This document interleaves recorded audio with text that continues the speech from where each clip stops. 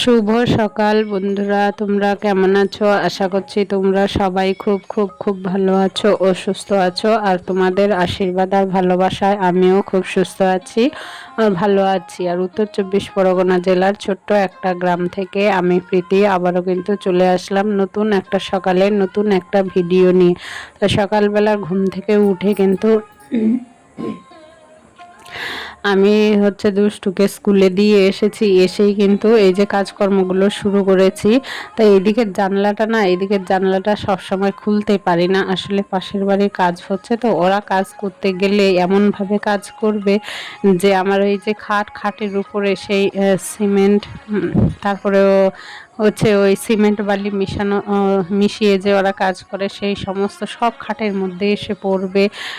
সেই জন্য এই জানলাটা খুলি না। আসলে কি বলতো, বললেও না ওরা শোনে না, যে পাশে একটা ঘর আছে, কাজটা সেইভাবে করতে হবে যেন পাশের জনের অসুবিধে না হয়, সেইটা ওরা ভাবে না। ওরা ভাবে যে আমরা নিজেদের কাজ যখন যে কোনোভাবে কাজ করতে হবে, তাতে কার সুবিধা হলো কার অসুবিধে হলো সেইটা ওরা বুঝতেও চায় না। কিন্তু পাশাপাশি থাকতে গেলে কিন্তু ওই সমস্ত করলে হয় না, তাই না?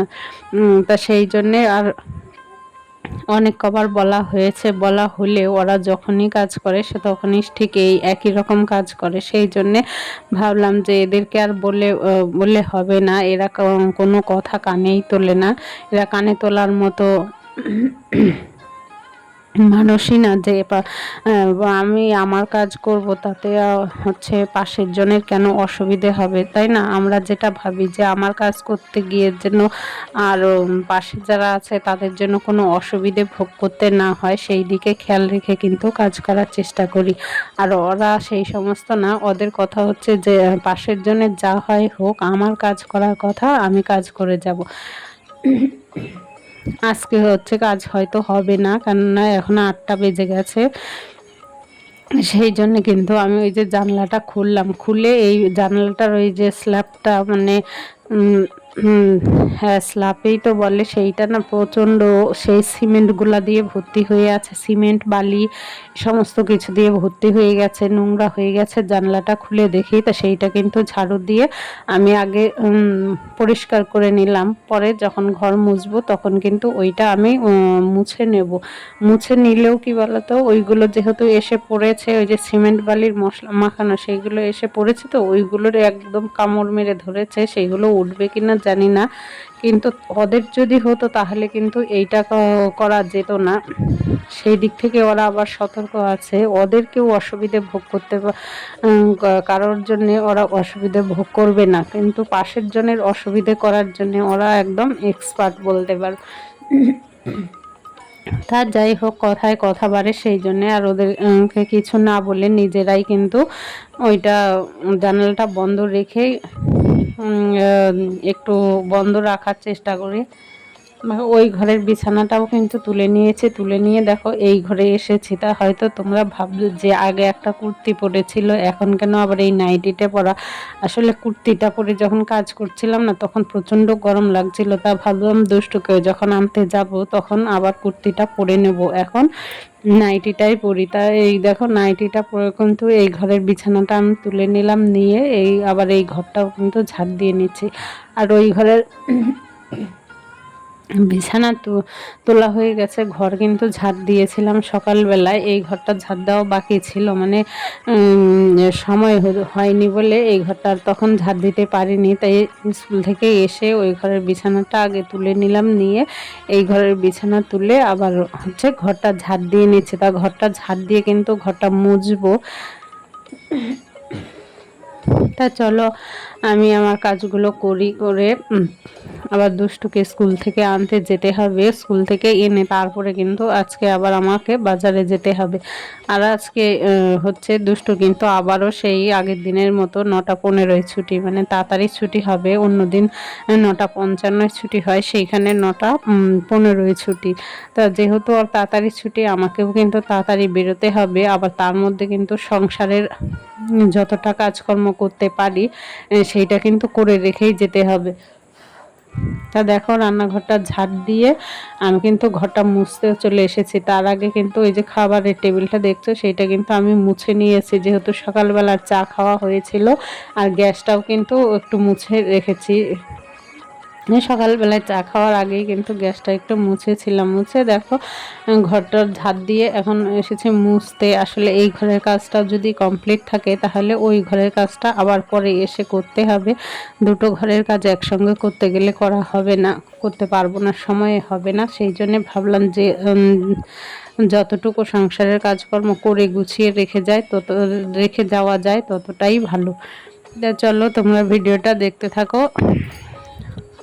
আর এই যে দেখো আবারও কিন্তু সেই কুর্তিটা পরে নিয়েছি, নিয়ে কিন্তু আমি চলে গেছিলাম দুষ্টুকে স্কুল থেকে আনতে। দুষ্টুকে স্কুল থেকে নিয়ে চলে এসেছি, এনে তারপরে দেখো একটু খাওয়া দাওয়া করে তারপরে হচ্ছে আমি কিছু কাজকর্ম করছি। আর আমাকে যেহেতু আজকে 11টার দিকে বাজারে যেতে হবে, তা ভাবলাম এই সময়টা বসে না থেকে সংসারের আর যে সমস্ত কাজকর্মগুলো আছে সেইটুকু গুছিয়ে নেওয়ার চেষ্টা করি। তো সেই জন্য দেখো এই যে হারমোনিয়ামটা দেখছো, হারমোনিয়ামটাও কিন্তু একটু ঝেড়ে নিলাম। নিয়ে এই যে হারমোনিয়ামের নিচে টেবিলের ওই তাকের মধ্যে এই যে তবলাটা থাকে, তবলাটা না প্রচুর ধুলো পড়েছে।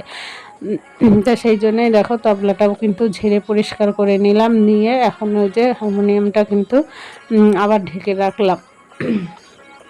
আর এইদিকে দেখো এই যে দরজাটার এইখানটা না একটু হালকা হালকা ঝুল মতো দেখতে পাচ্ছি। তা ঘরের দরজার এই যে মেন দরজায় সেইটা তো আর ঝাড়ু বা ঝাঁটা দিয়ে পরিষ্কার করা যায় না। সেই জন্য দেখো আমি একটা কিন্তু হচ্ছে পুরোনো কাপড় নিয়ে ওইটা মুছে মুছে পরিষ্কার করে নিচ্ছি। তো চলো পরিষ্কার করে নিই, আর ততক্ষণ কিন্তু তোমরা ভিডিওটা দেখতে থাকো।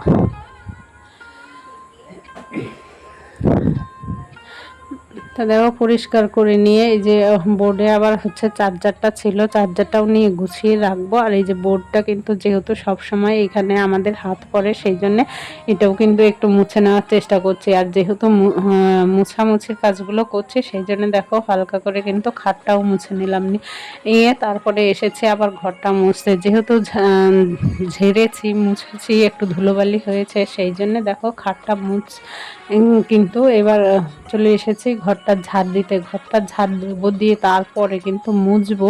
কিন্তু আমার প্রায় সময় হয়ে এসেছে, চলে যেতে হবে বাজারে। তা চলো ঘরটা আগে ঝাড় দিয়ে নেই। আর এই যে দেখো প্রচণ্ড ধুলোবালি, যেহেতু একটু ঝেড়েছি সেই জন্যে ধুলো পড়েছে। সেই ধুলোটা কিন্তু যদি এখন আমি ঝাড়ু দিয়ে না যাই তাহলে ওদের পায়ে পায়ে, ওরা তো 14বার খাটে উঠবে আর নামবে, সে ওদের পায়ে পায়ে কিন্তু বিছানায় উঠে যাবে। তাই সেই জন্যে এই যে দেখো আমি কিন্তু ঘরটা ঝাড় দিয়ে নিচ্ছি। আর জানো তো বাইরে প্রচণ্ড মেঘ করেছে, হয়তো বৃষ্টি আসবে। তা কী করা যাবে, আমার যখন বেরোনোর সময় হয় ঠিক তখনই জানি না কেন বৃষ্টি আসে।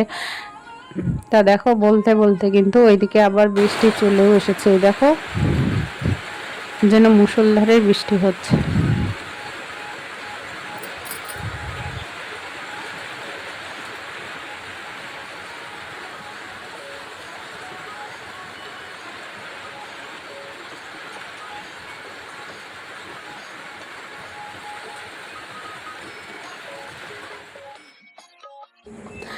বৃষ্টি থামার পরে কিন্তু আমি আবার চলে গেছিলাম বাজারে গিয়ে জানো তো যেহেতু 11টার দিকে বাজারে গেছি সেহেতু কিচ্ছু পাইনি।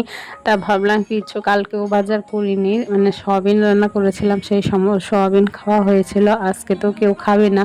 তা ভেবেছিলাম একটু মাছ নেবো, তাই এত বেলায় আমি বাজারে এসেছি যে মাছ বাজারেও মাছ নেই।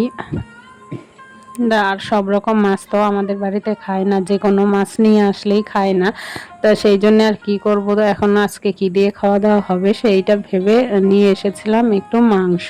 তো সেই মাংসটা রান্না করব বলে এই যে দেখো আমি একটু মশলা করে নিচ্ছি। আর এই যে মশলাটা করছি, আমার কিন্তু ক্যামেরাটা ধরে রেখেছে দুষ্টু। তা বললো যে দাও মা, আমি ধরি, আমি কিন্তু স্ট্যান্ডেই খাটাচ্ছিলাম, তা ও বললো যে দাও, সেই জন্য কিন্তু ওকে দিলাম। আর এইদিকে দেখো আমি কিন্তু রান্নাটা বসিয়ে দিয়েছি। ভাতটা তো সকালেই হয়ে আছে, এখন শুধু তরকারিটা করব, আর অন্য কিছু করব না। আর অন্য কিছু করলে কেউ খাবেও না আর করবও না। আর আমি যে আমরা যেহেতু মামে এই তিনজনেই থাকি, সেই জন্যে আর অন্য কিছুর দরকার পড়বে না, এই মাংস দিয়েই হয়ে যাবে। তা আমার ভিডিওটা যদি ভালো লাগে তাহলে অবশ্যই কিন্তু একটা লাইক করতে ভুলো না। তোমাদের একটা লাইক আমাকে পরবর্তী ভিডিও বানাতে উৎসাহিত করে। আর একটা কথা বন্ধুরা, যদি আমার ভিডিওটা দেখে তোমাদের মনে হয় যে আমার পরিবারের একজন সদস্য হবে, তাহলে কিন্তু অবশ্যই আমার চ্যানেলটাকে সাবস্ক্রাইব করে আমার পরিবারের একজন মিষ্টি সদস্য হয়ে থেকে যেও। আর এই যে দেখো রান্না বান্না করে স্নান করে এবার চলে এসেছে, কিছু জামা কাপড় ধুয়েছি, সেই জামা কাপড়গুলো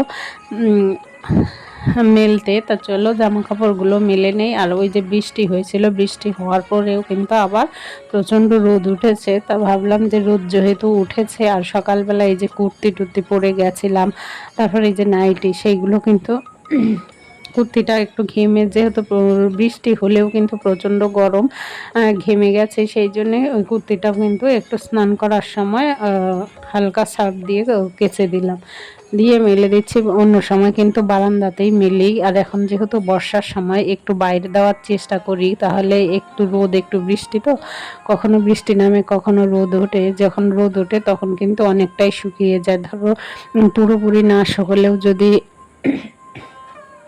অর্ধেক শুকোয়, মানে হালকা করে শুকিয়ে যায়, তখন কিন্তু বারান্দায় নিয়ে মেলে রাখলেও তখন পুরোপুরি শুকিয়ে যায়। আর যদি রোদ্রে না শুকোয় না, এই বর্ষাকালে জামা কাপড় বীভৎস গন্ধ বেরোয়, সেই সব গন্ধ কিন্তু নেওয়া যায় না, তাই না? রোদের কাজ রোদেই হয়, ছায়াতে দিলে কিন্তু হয় না।